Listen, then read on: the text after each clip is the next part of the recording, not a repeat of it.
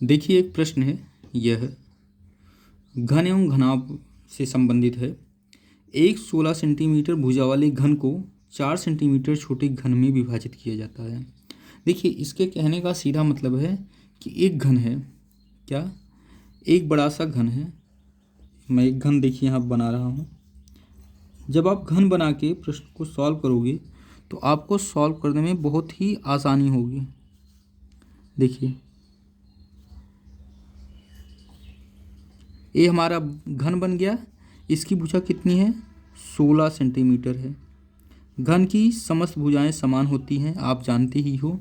फिर कह रहा है कि 4 सेंटीमीटर छोटे घन में विभाजित। अगर 4 सेंटीमीटर छोटे घन में विभाजित कर रहा है तो कितने भागों में विभाजित करेंगे हम? देखो एक होता है n बराबर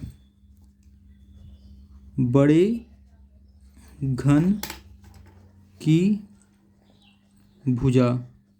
ये फार्मूला होता है, इसको याद रखना, ये बहुत ही महत्वपूर्ण फार्मूला।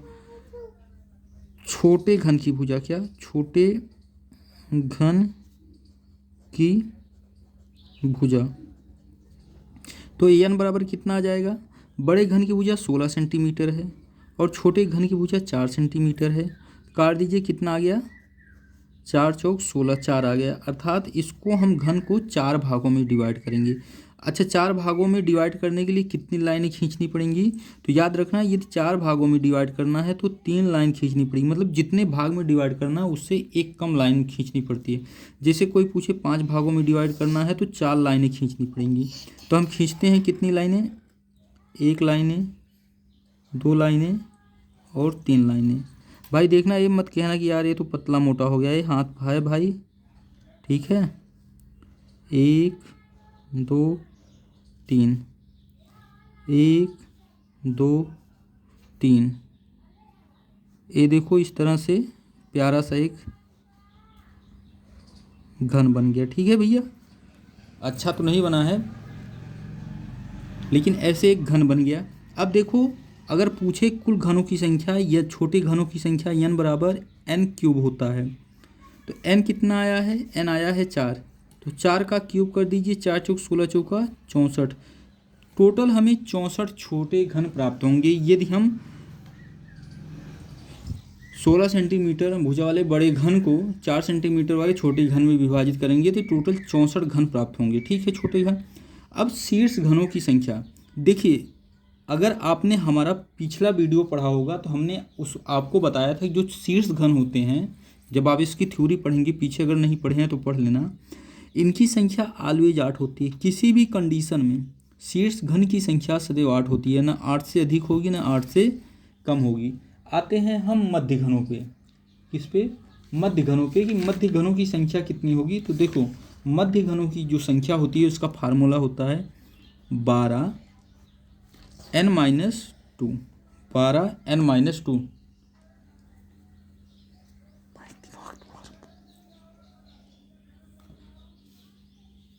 12n-2।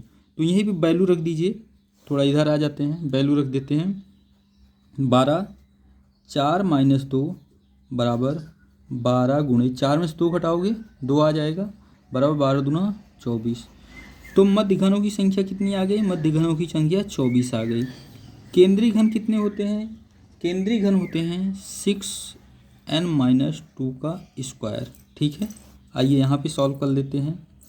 6 गुणे n कितना है? 4 है, 4 में से 2 घटाना है, स्क्वायर करना है। 6 गुणे 2 का स्क्वायर कितना हो जाएगा? 6 गुणे 4 हो जाएगा, बराबर 24।